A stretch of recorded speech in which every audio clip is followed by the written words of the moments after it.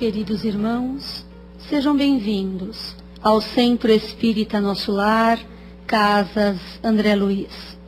Nos reunimos no dia de hoje, nesta casa de oração, em busca do alimento da alma.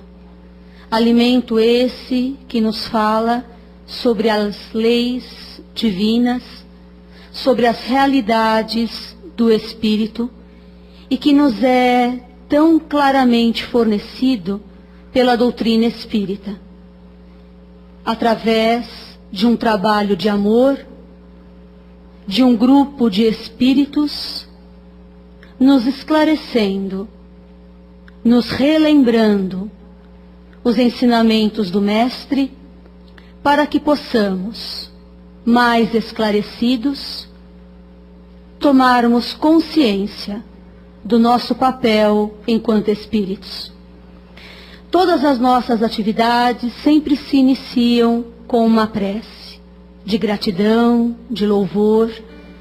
Aqueles que se sentirem mais à vontade, que fechem os olhos por alguns instantes e, unidos num só propósito, nós buscamos nesse instante a figura amorosa de Jesus, nosso mestre e amigo. Nesse instante, o mestre de braços abertos vem ao nosso encontro, nos saudando pela nossa decisão em reunirmos em seu nome para podermos estudar, nos fortalecer, nos encher de coragem. E Jesus, diante deste nosso propósito, nos abençoa, reforçando mais uma vez, através deste abraço amigo, que está conosco. Por isso, nós queremos lhe agradecer, Senhor, por toda a proteção, por toda a sustentação, pelas bênçãos que nos dá. Que em vosso nome de amor, os espíritos mensageiros dessa casa possam mais uma vez abençoar os trabalhos do dia de hoje. Sê conosco, Jesus, agora e sempre. Que assim seja. A palestra de hoje será apresentada pelo nosso irmão Hélio, que falará sobre o Livro dos Espíritos, questões 920 a 936, abordando sobre felicidade e infelicidade relativas, perda de pessoas amadas, ao qual nós vamos envolvendo em vibrações de simpatia, para que ele possa ser bastante inspirado na sua exposição.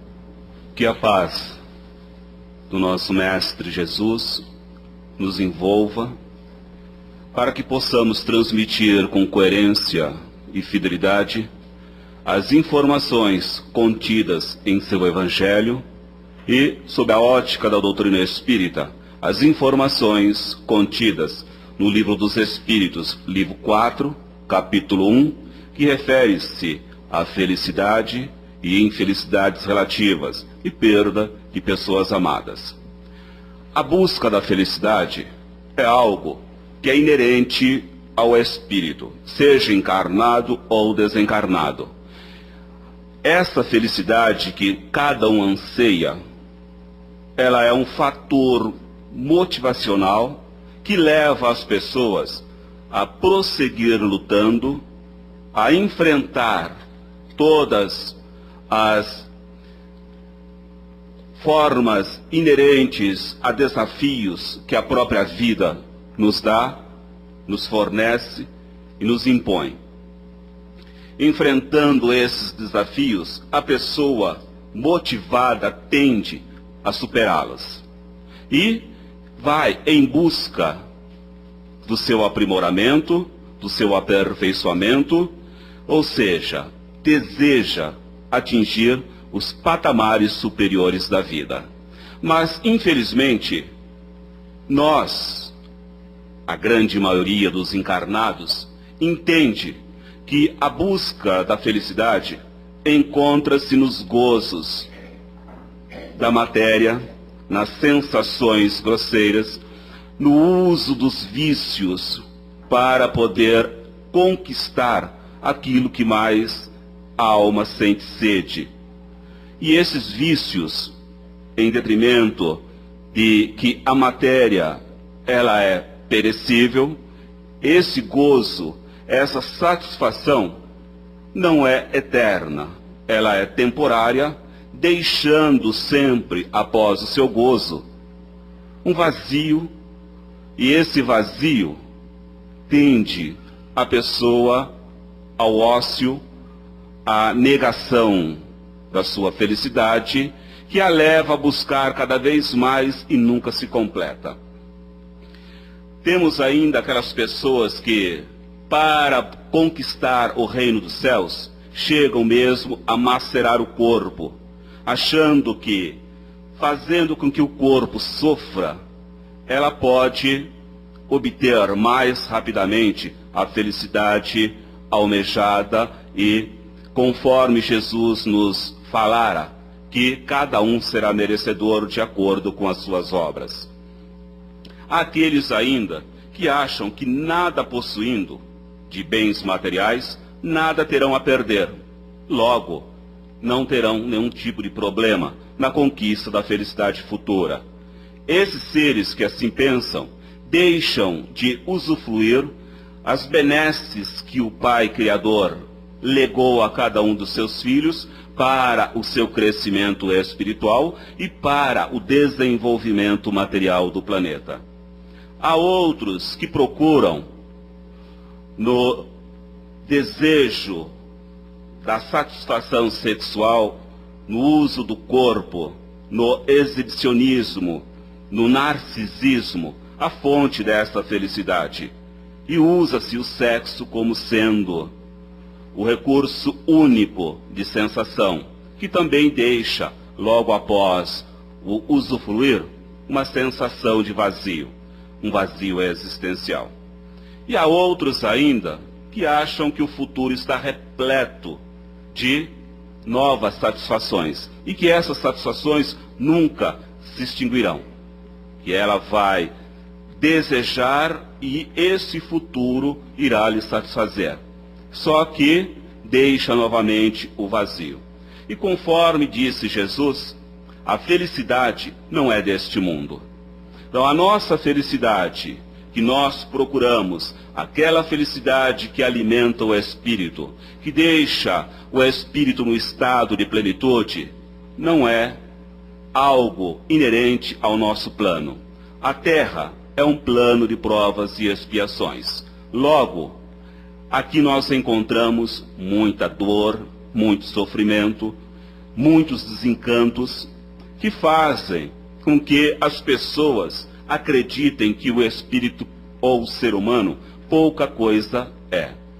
Mas, independente do que pensam os materialistas ou aquelas pessoas radicais, a doutrina espírita vem nos ensinar que a nossa felicidade, a felicidade que almejamos, ela está no interior de cada criatura, assim como ensinara Jesus, que o reino, o seu reino, encontra-se dentro de cada um, ou como também nos vários orbes espalhados por Deus no infinito. Então, esse reino de felicidade procurado por cada um de nós está dentro de nós mesmos, na nossa essência, no nosso interno. E esse reino de felicidade, ele não se fará presente em nosso momento atual em virtude da própria situação da Terra. Mas quando essa Terra se transformar de provas e expiações para de regeneração e, consequentemente, para de mundos felizes, aí sim o homem irá gozar de uma felicidade plena. Mas será que o homem não pode gozar de nenhum tipo de felicidade aqui na terra? Os Espíritos são claros. Aquele que respeita e cumpre as leis de Deus, os ensinamentos evangélicos, pode já neste orbe, nesta vida presente, usufruir de uma felicidade relativa, que é uma antevisão dessa felicidade que ele irá usufruir quando estiver gozando da mesma em planos mais elevados. Quando toda a humanidade estiver transformada e a lei evangélica predominar no coração de todas as pessoas, aí sim teremos essa felicidade tão sonhada, tão almejada por cada um de nós. Mas enquanto este momento não chega, a nossa felicidade aqui, ela poderá ser, sim, conquistada, mas é uma felicidade relativa. Essa felicidade relativa, nós podemos já ter o vislumbre pelas obras feitas em sentido do dever bem cumprido, na fraternidade que nós estabelecemos com as pessoas queridas, nos trabalhos bem realizados, no dever que compete a cada um, como pais, como esposos, como trabalhadores, no seu campo de atuação, que ele seja feito de uma forma coerente, de uma forma significativa. Sendo que a felicidade encontra-se então no interior de cada um, logo se conclui que a felicidade não é deste mundo. E como nós somos espíritos encarnados e em busca de novas formas de percepção de realidade, de satisfação de desejos, então essa felicidade que se encontra dentro de cada um, ela somente se alicerçará quando nós estivermos de acordo com a lei divina. Cada um de nós, enquanto se encontra na pátria espiritual, faz escolhas do que quer vivenciar aqui na Terra. Há aqueles que escolhem pela posse de riquezas, outros pelo poder, e muitos outros escolhem a miséria. Em virtude de a grande maioria viver na miséria, ou seja, as vicissitudes da vida atacar, incidir sobre a grande maioria dos que aqui habitam, quem encontra-se encarnado acha meio difícil entender por que os espíritos escolhem vivenciar as fases de vicissitudes. Qualquer um que se encontra encarnado acha, ou aqueles que têm a visão materialista, que o mais coerente seria pedir a Deus uma vida repleta de valores amoedados, de saúde, de poder. Porque assim não teriam tantas dores, não teriam que passar por tantos sacrifícios. Mas o espírito que encontra-se liberto do vaso físico, ele pode ter uma melhor visão das suas reais necessidades. E ele sabe que para poder realmente usufruir da sua felicidade, há necessidade de reparar para com a lei divina todos aqueles erros que ele houvera cometido. Então ele pede uma vida de sofrimento, uma vida de dissabores, para que possa ter condições de provar ou expiar aquilo que no passado ele cometera como algo errado contra a lei, contra o próximo, contra o Criador. E Deus, nosso Criador, ele permite que as pessoas, fazendo uso do seu livre-arbítrio, recebam isso que fora pedido. Então, aqueles que pedem, por exemplo, a riqueza e o poder, parecem como crianças que desejam ser pasteleiros ou confeiteiros para poderem se beneficiar desses recursos. Como são esses espíritos? São aqueles que não conseguem ver além do presente. Ou seja, para eles, o que interessa é o agora. Eu tendo a fortuna, tendo o poder, eu posso então sentir, usufruir todo o gozo proveniente dessa riqueza e desse poder. São aqueles espíritos que não têm uma força moral, não têm um conhecimento a respeito da vida futura, não compreendem os ensinamentos de Jesus a respeito das esperanças que Jesus nos prometera em suas bem-aventuranças. Mas o espírito, no estado de espírito errante, escolhendo as dores, as vicissitudes, os reveses da vida, ele sabe o que é importante para si. E pedindo provas, pedindo expiações, ele tem como objetivo, como alvo, a sua melhora. Porque se ele suportar as vicissitudes da vida, sem se lamentar, sem reclamar contra o Criador, e trabalhar os seus vícios, trabalhar a sua reforma íntima, praticando as leis evangélicas, ele estará no caminho da evolução. E aí sim estará conseguindo aquilo que ele tanto almeja. Sendo a Terra um plano de provas e expiações, então aqui nós encontramos muitas mazelas, muitas dores, muitas vicissitudes, em virtude da condição mesma do planeta, que é de provas e expiações. E este orbe serve como um hospital, serve como um presídio, serve até mesmo como um pântano, onde nós vemos tantas misérias e que nós não entendemos como é que Deus permite. E o Criador permite para que nós, que já tenhamos um certo conhecimento, uma certa ascensão espiritual, possamos estender as mãos e auxiliá-los. Aqueles que pedem os valores amoedados, aqueles que pedem os gozos que são oriundos do poder, eles têm uma missão muito maior do que aqueles que pedem as vicissitudes, as dores. E esses que a quem compete trabalhar para aliviar a dor do outro, são aqueles que não fazem. Por exemplo, um rico que hoje chega no plano terreno, encarnado, recebendo as melhores condições na moeda, na saúde, ele vai aumentar os seus gozos, vai aumentar o seu prazer e não trabalhar em prol da felicidade do outro. E assim, atuando, satisfazendo egoisticamente as suas necessidades viciosas, este acaba cada vez mais se afundando moralmente nas questões espirituais. E quando ele sai do vaso físico, ele é um devedor. E nós, então, devemos lastimar essas pessoas.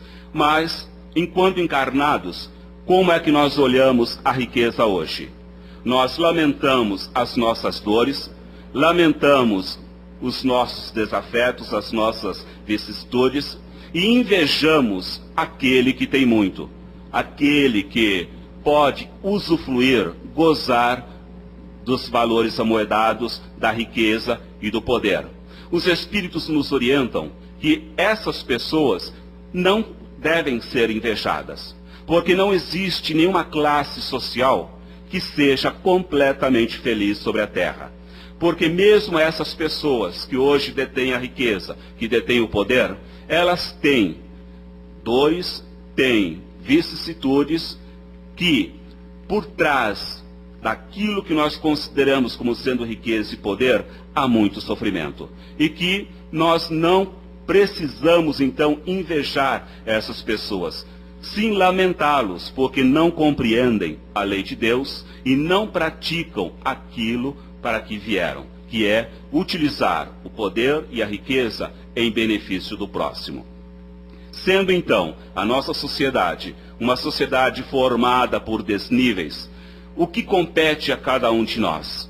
Aquele que deseja realmente progredir, vamos supor, o homem bom, o homem justo, ele deve suportar as suas vicissitudes sem murmurar, sem reclamar, sem criticar ou acusar a providência divina, fazendo com que entenda a si mesmo a respeito das suas dores, das suas vicissitudes. E se ele for um homem de bem, ele sabe que a providência divina, por ser sábia, previdente, todo justiça e amor, lhe deu aquilo que ele precisa. Então ele, de uma forma calma, tranquila, irá passar por essas vicissitudes, tendo a esperança de uma vida futura ser uma vida melhor. A doutrina espírita nos ensina que Jesus nos trouxe, através da doutrina cristã, a esperança de um futuro melhor. E a doutrina espírita nos traz a certeza dessa vida futura. Ou seja, nós somos espíritos, seres imortais. Quando Jesus nos legou as bem-aventuranças, foi com a seguinte intenção: que nós construíssemos nosso dia a dia o melhor em nós, adotando como modelo o Pai Criador. E que no futuro, quando nós estivermos mais adiantado, aí sim receberíamos todas as promessas de Jesus. Então Jesus nos dá a promessa, a esperança. E a doutrina espírita vem nos dar a certeza dessa vida futura, a certeza da concretização dessa esperança. Nós aqui, hoje, encarnados, que sofremos, então podemos, através da doutrina espírita, termos um pouco mais de conhecimento, um pouco mais de sensibilidade a respeito das nossas dores, e não nos lamentarmos, não ficarmos acusando a providência de que Deus errou, ou ele não olha para as minhas vicissitudes, para as minhas dores, e só beneficia o outro. Há necessidade de olhar que aquele que sofre tem necessidade de sofrer para se depurar. Não é um castigo, é simplesmente uma educação, e essa educação moral, ela exige determinada reparação. E quando eu me proponho a reparar de forma consciente, aí sim eu estou a caminho da evolução. As nossas infelicidades, então, infelicidades tanto materiais quanto morais, elas são exclusivamente de responsabilidades nossas. Nós, quando começamos o primeiro desvio do caminho reto, nós decaímos moralmente e materialmente. E de consequência em consequência, nós trazemos a infelicidade para a nossa existência. Então, tanto a nossa infelicidade moral quanto a nossa vicissitude, que também é uma infelicidade material, é de responsabilidade nossa. Nós não podemos acusar e nem denegrir ninguém. Aquele que busca a sua felicidade, mas que inveja o outro, que tem ciúme do outro, ele vive num tormento constante. A inveja e o ciúme, ele acabam retirando a paz e a alegria, a tranquilidade interior. E aquele que é invejoso e ciumento, até mesmo no momento do sono, esse verme devorador acaba interferindo, complicando a saúde, complicando o estado emocional, o estado psicológico e a saúde orgânica de uma pessoa. A inveja e o ciúme destroem a calma, a tranquilidade da alma, interferem no repouso, se levantam como sendo fantasmas durante o sono. Vive a pessoa numa febre contínua e a todos que se elevam acima da sua ótica de visão, do seu estágio social, são vítimas daquele que inveja, daquele que tem ciúme. Nós precisamos, então, lutar para vencer os nossos vícios, as nossas paixões, as ansiedades e os sentimentos mórbidos, para que possamos conseguir, pelo menos, o preliminar de uma felicidade mais coerente, mesmo aqui na Terra. Há aquelas pessoas que acham que a perda de um ente querido é a coisa pior que pode acontecer. Aquele que perde a mãe, que perde o marido que perde o avô, a avó, o filho ou um neto, que não conhece a doutrina espírita, acredita piamente que Deus a está castigando. E a doutrina espírita vem nos esclarecer que a perda pior que pode ocorrer a um ser encarnado não é o desencarne, mas sim o desvio do caminho reto. Aquela pessoa que permanece encarnada e que traz o desgosto para terceiros, que cria problemas para aquele que se encontra ao seu lado. Esse sim está tendo uma atividade, um comportamento que não é ético, que não é nobre e nem salutar. Mas a perda de um ser querido, de um ente amado, que parte para a vida espiritual, quando essa partida se dá de forma natural, é um chamamento do Criador para uma alma que já cumpriu a sua missão, que já cumpriu a sua tarefa. Ela sai de um plano onde sofria e vai para um plano onde se abre os vislumbres da felicidade. Desejar que esse ser amado, que esse ser querido permaneça junto a nós é egoísmo, porque queremos que ela permaneça sofrendo conosco, sendo que ela já cumpriu o seu papel, já cumpriu a sua tarefa. E agora são-lhe abertas portas para uma atividade maior, mais lúcida, mais coerente. Então depende da nossa forma de vermos a realidade do espírito para compreendermos a mecânica da realidade nossa hoje aqui presente enquanto encarnados. Sabedores que somos, de acordo com os ensinamentos da doutrina espírita, de que existe a vida após a morte biótica, que o espírito precede ao corpo físico e sobrevive a este corpo físico, então nós podemos ter a certeza de um dia nos reencontrarmos com eles. Aqueles seres queridos, seja quem for, qual for o grau de parentesco, nós temos a certeza, pela doutrina espírita, que um dia nos reencontraremos. Mas enquanto isso não se processa, a doutrina ainda nos dá e nos fornece instrumentos para mantermos contatos com eles.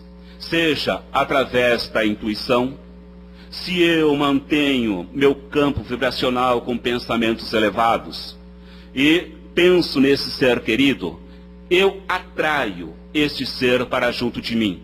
E quando eu penso com carinho, com respeito, posso ter a certeza que ele se encontra ao meu redor e fica feliz pelo pensamento de amor, pelo sentimento sincero que brota de um coração. Aquele também que tem a mediunidade de psicofonia, de psicografia, também pode dispor dessa faculdade para estabelecer a comunicação entre os seres que ficaram e os seres que partiram. Durante o sono, pelas portas do sono, o sonho possibilita, quando o espírito está parcialmente separado do corpo, pode reencontrar com esse ser amado e manter diálogos. E aquela saudade que parecia ser insuportável, quando nós encontramos com esse ser amado na pátria espiritual em sonho, nós retornamos ao corpo físico mais suavizados. Aquela saudade tão intensa, ela já não está tão mais, porque sabe, viveu e sentiu que essa realidade do espírito, a felicidade e a alegria desse espírito irmanou-se de coração a coração e a pessoa recebeu os eflúvios salutares desse contato. E através ainda deste contato com os espíritos, eles mesmos, estes entes queridos, eles podem nos ensinar a respeito da nova vida, de como eles se encontram na pátria espiritual, o que é que nós temos que fazer para chegarmos até eles. Agora, se eu, enquanto encarnado, perco um ente querido e começo a lamentar, a sofrer em demasia, a não mostrar nenhum tipo de conhecimento, nenhum tipo de valor moral mais significativo, e ponho a me lamentar, a criticar e me revoltar contra o Criador, esta é a verdadeira barreira que coloca no reencontro entre aquele que fica e aquele que se encontra na pátria espiritual liberto.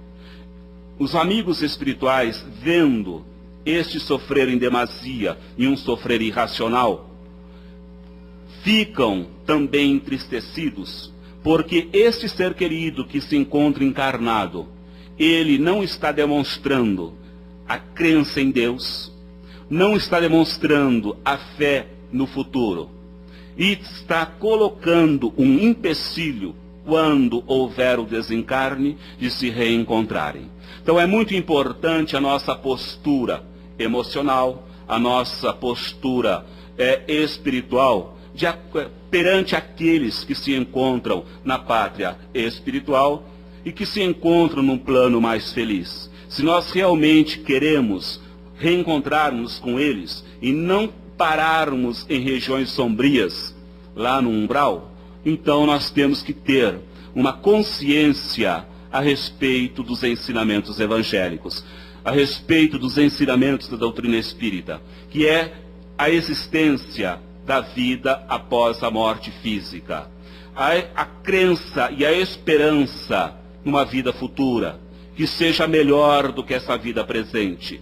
Fazermos tudo o que for necessário para nos livrarmos de nossas mazelas. Começarmos hoje a exercitarmos a fraternidade, a exercitarmos o amor, a desvencilharmos dos nossos vícios, a eliminarmos de nós qualquer pensamento de maldade e inferioridade.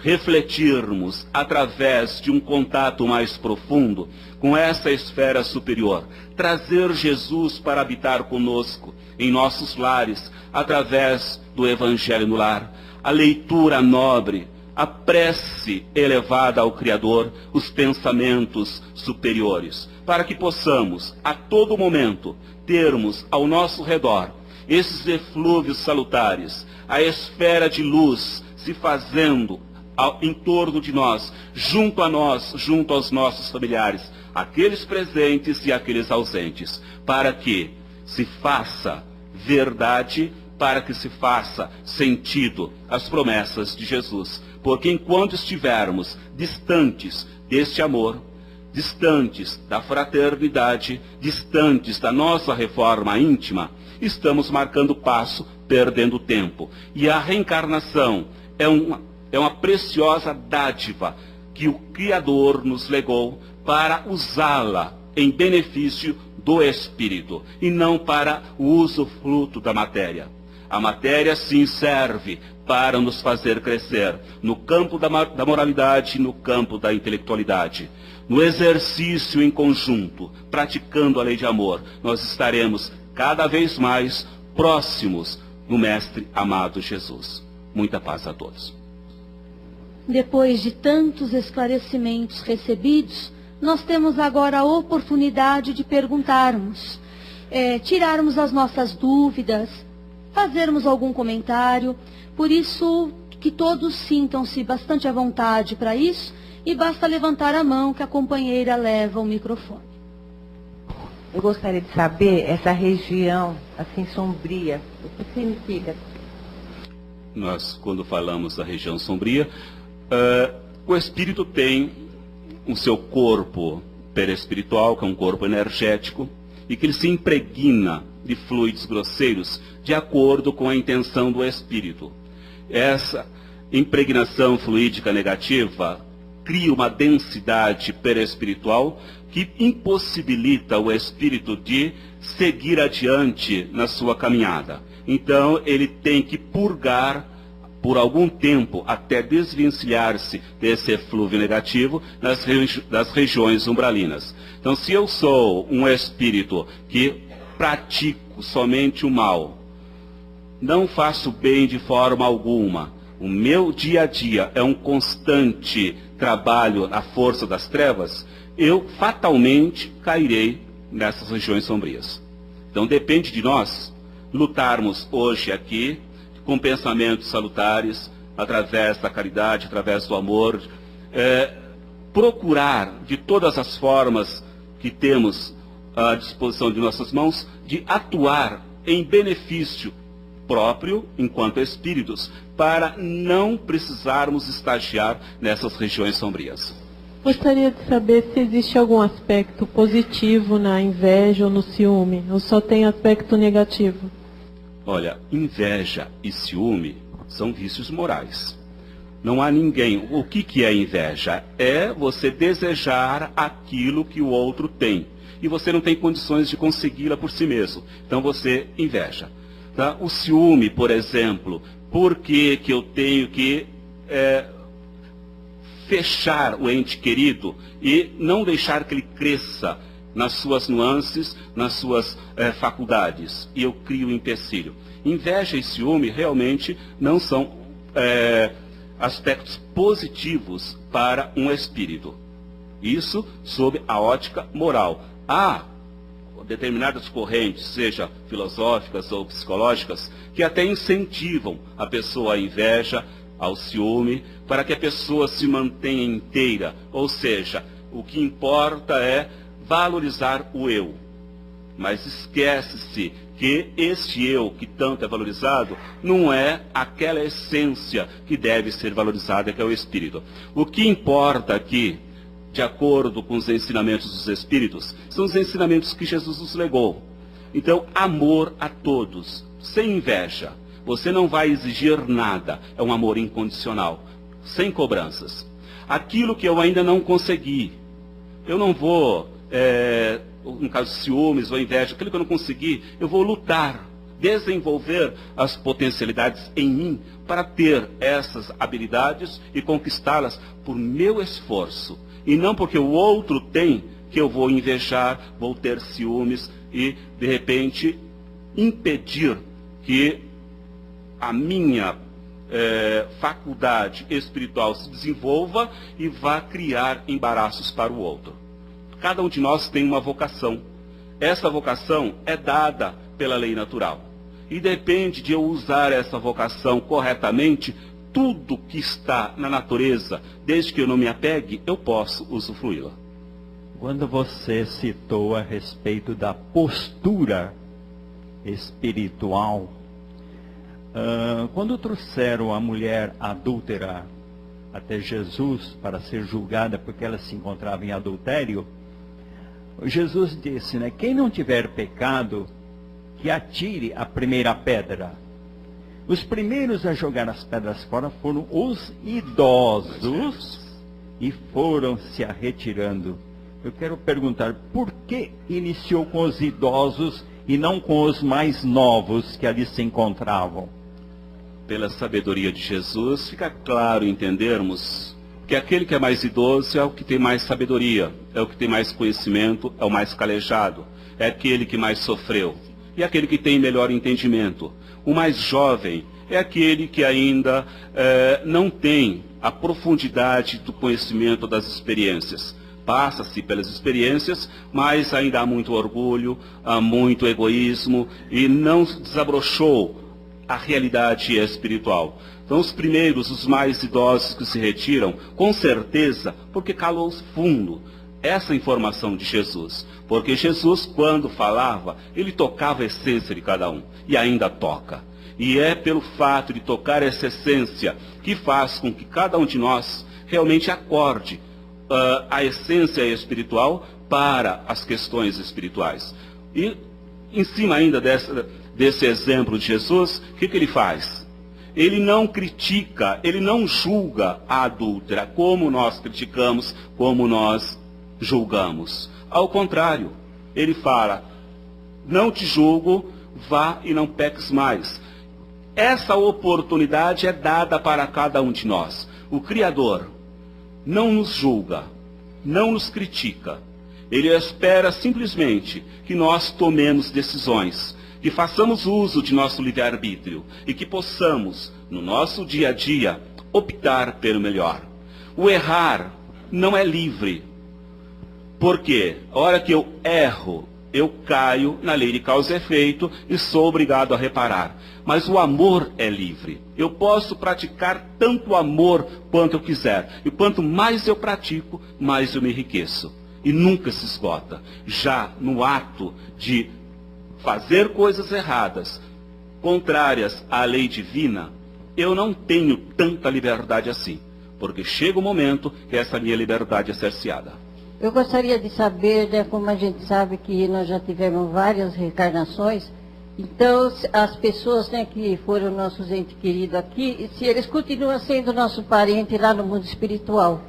Como eu já tenho meu pai no mundo espiritual, quero saber se ele ainda continua sendo meu pai. E gostaria de fazer também outra pergunta, que o senhor falou que nós escolhemos, né, o sofrimento, a dor, quando nós estamos lá no mundo espiritual, a gente vem e escolhe.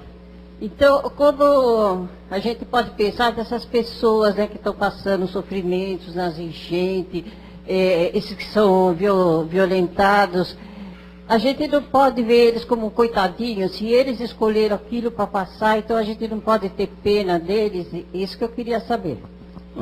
Foi as duas coisas que o senhor citou. Certo. Com relação aos parentes, aquele espírito que veio como teu pai nessa encarnação, você poderá encontrá-lo lá na pátria espiritual como um pai, depois que desencarnar.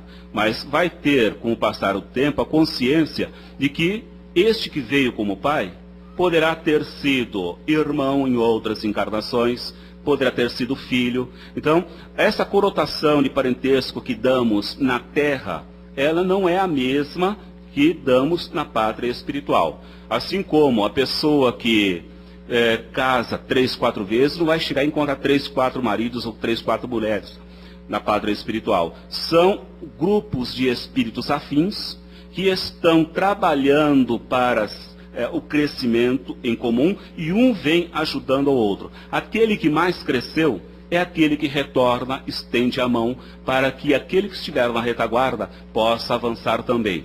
Então hoje a pessoa vem como pai, mas nada impede que este pai, daqui 1 ou 2 gerações, venha como neto. Então, esses vínculos de parentescos, eles são próprios para nós, aqui enquanto encarnados. Mas na pátria espiritual, ele pode ser reconhecido como pai, num certo momento, até que o espírito possa se esclarecer e entender a mecânica da vida espiritual.